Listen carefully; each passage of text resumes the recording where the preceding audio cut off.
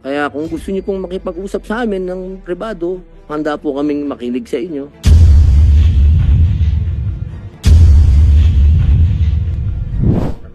Yes, go ahead, Senator Robin.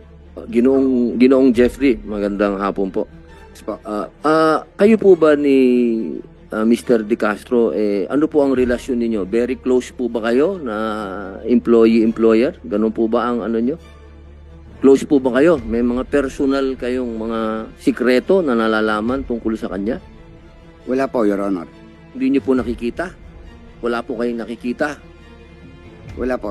Kasi yung driver ko maraming alam tungkol sa akin. Kaya lagi kong binabantayan yun, ikaw Kayo, wala pong ganon. Wala po. Sabi niyo po kanina, meron kayong mga private na lakad. Doon lang po, Your Honor, sa... Hindi niyo po nakita kailanman yung pinag-uusapan po natin na dalaga na nawala? Hindi niyo po nakita? Hindi niyo po nakilala? Hindi po, Your Honor. Walang pagkakataon? Wala po. Pero alam niyo po yung kasong ito. Opo, Your Honor. Nung nalaman niyo po yung kasong ito, ano pong naramdaman po ninyo? Agad ko pong pinuntahan si Major De Castro po sa bahay nila para po alamin kung bakit po nandun po yung pangalan ko, nakita ko po sa TV. Tinanong din niyo po ba ang CIDG bakit kayo identified? Hindi po, Your Honor. Wala po kayong abogado na nakipag-usap sa CIDG? Nito na lang po, Your Honor. Dati po, nung una po, ang tanong po kasi ninyo is dati po, nung nalaman ko po ano pong ginawa ko. Nung pahuli po, nung nasampahan na po kami ng kaso, attorney ko na po. Kumuha po ang attorney ang parents ko. Wala po kayong nangyaring pagpapaliwanag sa CIDG? Hindi po kayo nagpaliwanag sa kanila? Kinausap po ako ng lawyer ko about po dyan. Pinili ko pong manahimik po. Pwede naman daw po ako magbigay ng salisay at pwede pong manahimik. Mas pinili ko na lang pong manahimik, Your Honor. Mas pinili niyong manahimik? Opo, Your Honor. Alam niyo po kung gaano kaseryoso yung kaso? Opo, Your Honor. Alam niyo po ang pwedeng maging sentensya din ninyo pag accessory kayo sa ganitong klaseng krimen? Opo, Your Honor. Ayun. Mas gusto niyo pong tumahimik kaysa ipagtanggol ang sarili po ninyo? Your Honor, kasi po, nasa piskalya na po ang kaso namin at ano na po sa submitted for resolution na po. Kaya mawalang galang na po, mataas po ang tingin ko po sa inyo. So, sagado na lang po ako magsasalita. Hindi, okay lang naman po yun. Karapatan niyo po yun. Opo. Nagsasalita ka nga ngayon dito eh. Yung pinapakinggan ka nga namin eh. Nagsasalita ka eh. Opo. Ang lahat po dito ay may boses. Wag po kayong mag-alala. At kami po naman ay nagbibigay galang din sa judiciary, siyempre. Pero siyempre po, ito po ay kaso dito sa aming komite. Kaya gusto din po namin, kung ano lang naman po yung gusto nyong ilahad. At kasi kami din po, gustong-gusto din namin malaman kung ano yung nangyari. Kasi hindi naman po magandang pangyayari ito na isang pulis ay allegedly involved sa pagkawala ng isang dalaga. At alam niyo naman po siguro palagi ang sitwasyon, kapag kaganyan na ang naiipit sa ganito, kayo. Alam niyo po ba yun? Na maaring kayo ang maipit dito sa dulo. Opo, Your Honor. Okay lang po sa inyo. Pwede po kayong humingi sa amin ng pribadong pag-uusap ni General Bato, ni Senator Bato, kung gusto niyo pong makipag-usap sa amin. Kasi ang ayaw po namin dito ay kung sino yung taong maliit, yun ang napapahamak. Kasi laging pong ganyan sa atin eh. Laging meron tayong fall guy. Kawawa naman. Kaya kung gusto niyo pong makipag-usap sa amin ng pribado, handa po kaming makinig sa inyo. At tingnan po namin kung paano kayo matutulungan. Dahil sa amin po, ayaw namin ang laging napapahamak yung maliit na tao. Kasi pagka ganito, wag naman sanang umabot na kayo ang aming tigapaamin. Yun ang mahirap eh. Kasi ganyan ho eh. Kawawa lagi. Sana po, magkaroon po kayo ng lakas na loob na makipag-usap sa amin. Handa po kaming makinig, Senior Jeffrey. Yun lamang po, Chairman. Maraming salamat po. Thank you, Senator Robin Hood Padilla. Anyway, yung kaso ninyo andyan na sa korte. Mayroon kayong gusto sabihin na mga pamilyang Camilon? Ano kayang gustong paparating sa kanila? Ang lagi lang po namin, sir, na hinihiling ay malaman ho namin talaga ang totoo sa kung ano pa po ang nangyari sa aming anak. Dahil 5 buwan na ho namin siyang hindi alam. Dahil wala nga hong nagsasalita sa kanila. Dahil kagaya po ni Magpantay, siya po yung sinasabi na kasama na maglipat nung sinasabing babaeng duguan na sinasabi yun ng aming anak. Sir, napakasakit naman at napakahirap sa loob namin bilang pamilya. Hanggang ngayon wala ho kaming naiintindihan. Wala ho kaming alam kung nasan ho talaga ang aming anak. 5 buwan na ho, sir. Kahit ho lumabas yan, dahil nung una ho nawala yan eh. Nung una hong labas na kasali siya, kasama siya sa kapangyari ho sa pagkawala ng aming anak. Nawala ho siya. Parang tumago. Tapos nung naglapit nga po kami kay Senator Raffy Tulfo sa kanilang programa, hindi ko ho alam kung may linggo o inabot ng buwan, bigla ho siyang lumitaw sa Balayan Police Station na hanggang sa ngayon naman ho wala siyang sinasabi.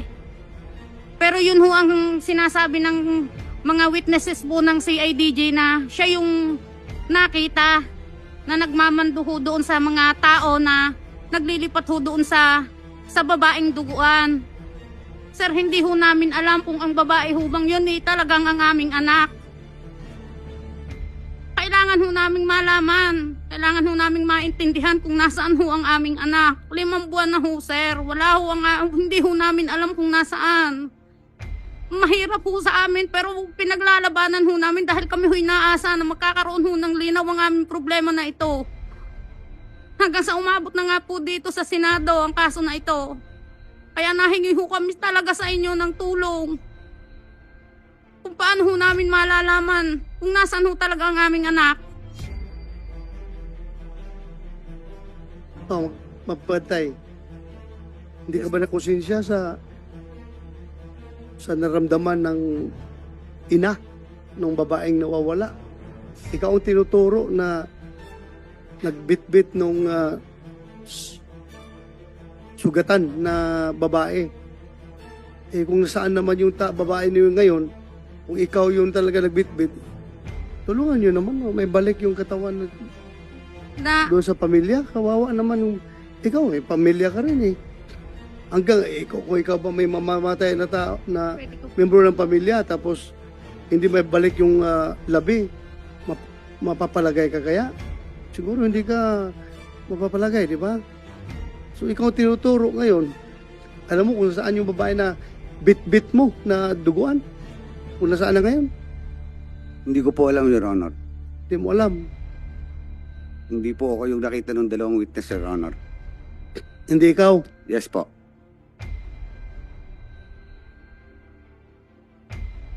Anyway. Yes, go ahead, Senator. Baka hindi naiintindihan ni Mr. Magpantay na civilian po kayo, no? Opo, Your Honor. Hindi po kayo police, siyempre, Hindi po. maliwanag. Alam niyo po, kami po ni General Bato, ni Senator Bato, ako po ay dating bilanggo at si General Bato ay dating direktor sa Bilibid. Opo. Gusto ko lamang pong ipaalam sa inyo yung mga kasong ganito. Nakarumal-dumal laban sa babae.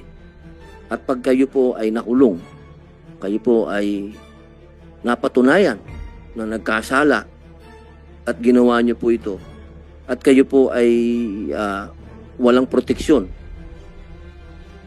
medyo mahirap po ang magiging sitwasyon niyo sa Bilibid. Ako na po ang nagsasabi sa inyo. Dahil sa Bilibid, may mga kaso po na yung mga kaso na yan ay kahit na bilanggo yan at mga kriminal, pero pag pinag-usapan dyan ng rape, yung ganitong klaseng kaso, eh may paglalagyan po kayo sa loob. Kaya ang akin pong mungkahi sa inyo, Sir Jeffrey, baka wag na po tayong umabot sa contempt din. Baka gusto nyo po kaming makausap. Handa po kaming makinig sa inyo, Sir Jeffrey. pag-isipan nyo pong mabuti. Kasi baka hindi nyo po nalalaman na kung gaano po kabigat ang maipapatong sa inyong kaso. Wala po kayong proteksyon na mangyayari dito. Hindi po kayo katulad ni Sir De Castro.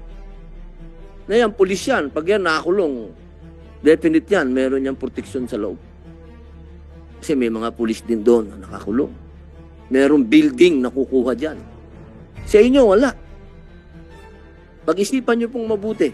Pag-isipan nyo pong mabuti ng 10 beses, pag-isipan ninyo. Makakatulong kayo sa pamilya na kawawa naman ang pamilyang ito. At tayo makakatulong sa kanya. At kami makakatulong sa iyo. So are you willing na mag-executive session sa aming dalawa ni Senator Robin Hood Padilla after this? No po, Your Honor. Wala po kasi po ako, Your Honor, itetestigo po. Ha? Wala po akong itetestigo laban kay Major. At Hindi, wala hindi. po akong alam tungkol sa babae. Ibig kong sabihin ba, gusto mo bang makipag-usap sa amin mamaya afterwards? Pwede po, Your We're Honor. offering you or Pwede po, Your Honor. Pwede po. gusto mong makipag-usap sa amin? Pwede po. Mamaya, pag adjourn natin dito, mag-usap tayo. Opo. Ha? Yes po, Your Honor. Ayun, makita mo yung parents, oh. Wawa. Ha? Sus, papalayo lang. Huwag sana mangyari rin sa akin. Nakunod. Hirap yung ganyan na mangyari sa atin. Yung Globe.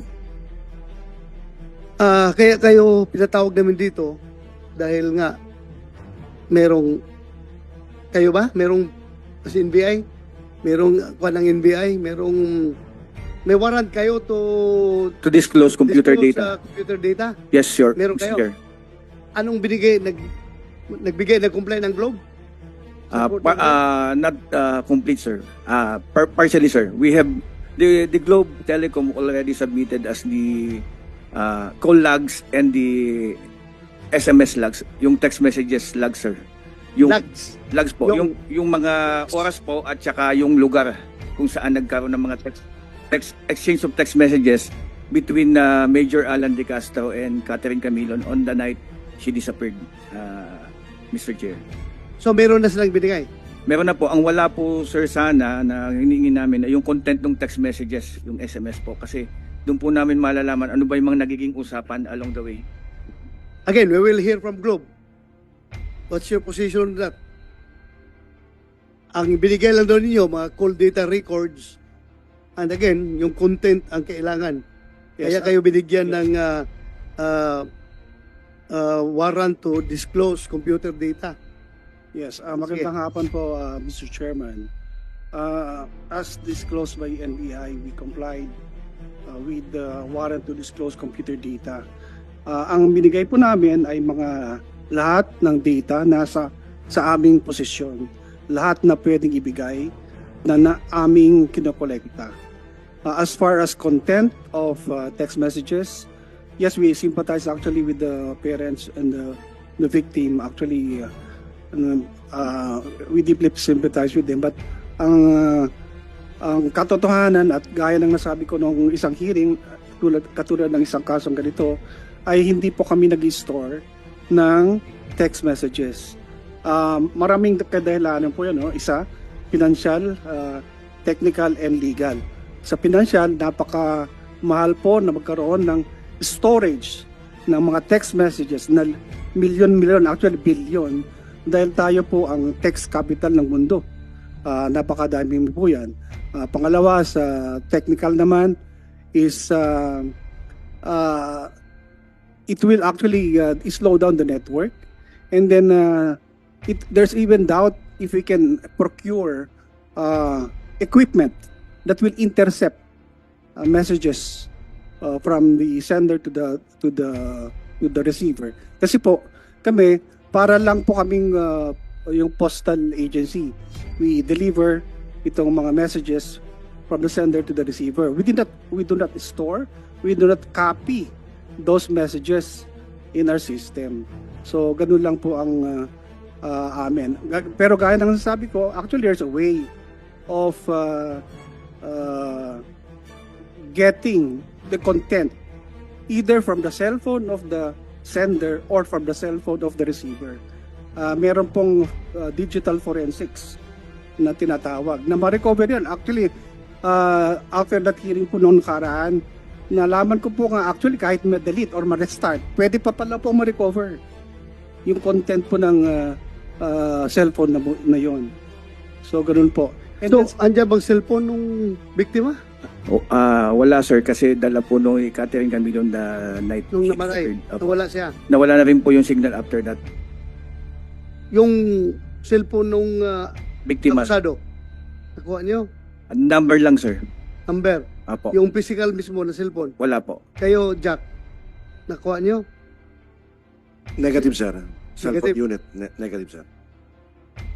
Napag-asa pa bang ma-recover yun? What do you mean, sir? Sa victim, sir, o yung kay Major De Castro? Yung kay Major De Castro? It was all the time in his possession, sir, yung cellphone number niya. But, yung... Kahit na dinilit na niya yung mga laman noon, marirecover pa rin. Yes, sir. Sabi Yes, ng Globe. At saka yung ating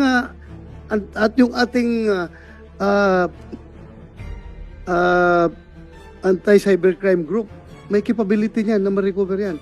Pati NBI, kaya nilang ma-recover yan. Kung nandyan lang yung cellphone.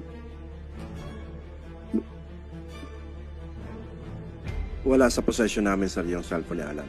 So that would be subject of your further undertakings as investigator. Yes, sir. What we have, sir, yung number niya before, yung official number niya being a member of the Batangas PNP. Yun lang, sir, ang ano namin. Na yung number. ginagamit nila sa correspondence nila between Camilon and De Castro, yun ang nandoon yung susi. Yes, sir. But based on the reply of the Globe, sir, hanggang doon lang sila sa walang content. So, the Ganun same lang, thing, sir. pangalawang hearing ko na to na gano'n ang explanation ng Globe. Kaya, yung explanation mo na financial, technical, matanggap ko yun. Pero kung you will go further beyond, sabi mo legal, that I cannot accept. Sabi mo may legal impediment para sa inyo, para i-disclose sa amin yung computer data, because the court is not police enough to issue that warrant kung may nababayulit siyang batas. Sabihin nyo, yung Data Privacy Act, mababayulit ninyo. Tinanong na namin yung Data Privacy Commission kung nababayulit ba ang Data Privacy Act. No, hindi nababayulit ang Data Privacy Act kung i-provide din yung contents. Kung technically capable kayo. But you are not legally impeded to disclose that computer data kasi nga mayroong warrant issued by the court, competent court. So, hindi nyo magamit yung rason na legal. Siguro yung financial, mayaman ang Globe, hindi pwede matanggap yan. Yung akin lang tatanggapin dyan na rason is technical. Yung technical capability, technological handicap. may I explain the Yes. regarding legal considerations, Mr. Chairman. If we are to store text messages, we are in fact intercepting correspondence between private individuals, private correspondence, which is under Constitution, protected by the Constitution. We will violate the Anti-Wiretapping Act because under Section 1 Ito nga, binigyan kayo ng warrant ng korte na warrant to disclose computer data. May warrant yan, covered by warrant. Ibig mong sabihin, hindi nyo susundin yung court order dahil mabaylit yung batas? No, Mr. Chair. If we have that data, Kaya nga, if you have that data, yes, are you we will. willing to give that to... Yes, of course we will. We Of will. course. Yes, we cannot violate a court order, Mr. Chairman. We cannot. Yes. As long as we have that data. Seriously. Yes. Okay. So kung meron man lang, kaya nyo ibigay. Pero ngayon, wala talaga. So wala kayo may ibigay. So, simple as that. Director Andres Castilla ng legal ng NTC DICT. Nandito ba? DICT. Department of Information and Attorney Michael Santos, DICT. Yeah, please take your seat. Okay na. Doon na muna kayo sa likod.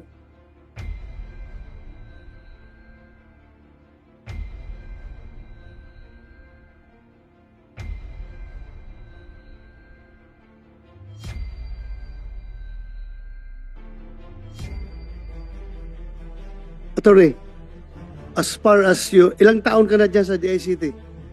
Sir, Your Honor, sa National Privacy Commission po, 7 years po. Saan ka?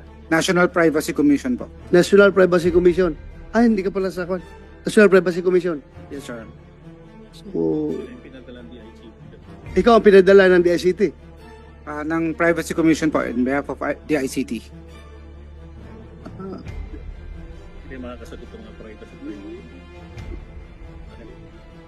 Ay, settled naman yung issue about privacy. Yes, sir. Di ba?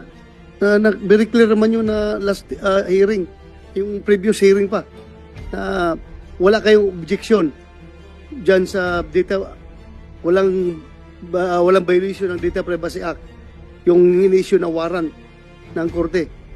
Yes, Mr. Chair, as long as it's covered under the cyber warrant, they should disclose. Tama. So everybody agrees with that. Ang akin lang sana gusto malaman from DICT, i-confirm ninyo yung statement ng Globe na hindi nila kayang maibigay yung content ng mga messages. Yan ang gusto ko malaman. Kasi kayo man ng DICT, alam niyo yung capability ng mga service provider. Alam mo ba? Anong masasabi mo dyan? Mr. Chair, we will confer po with our technical colleagues. Yung mga IT po, we will confer with them kung may capability po talaga.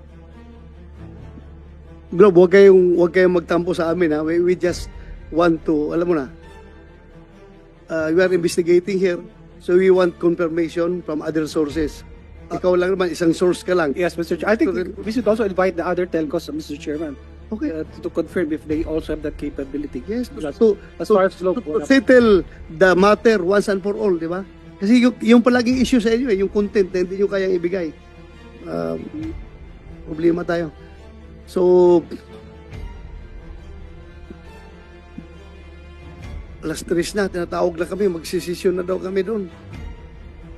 So, yung umpad case, Dr. Alcantara, hinahanap ni Senator Jingo Estrada yung autopsy ng umpad case.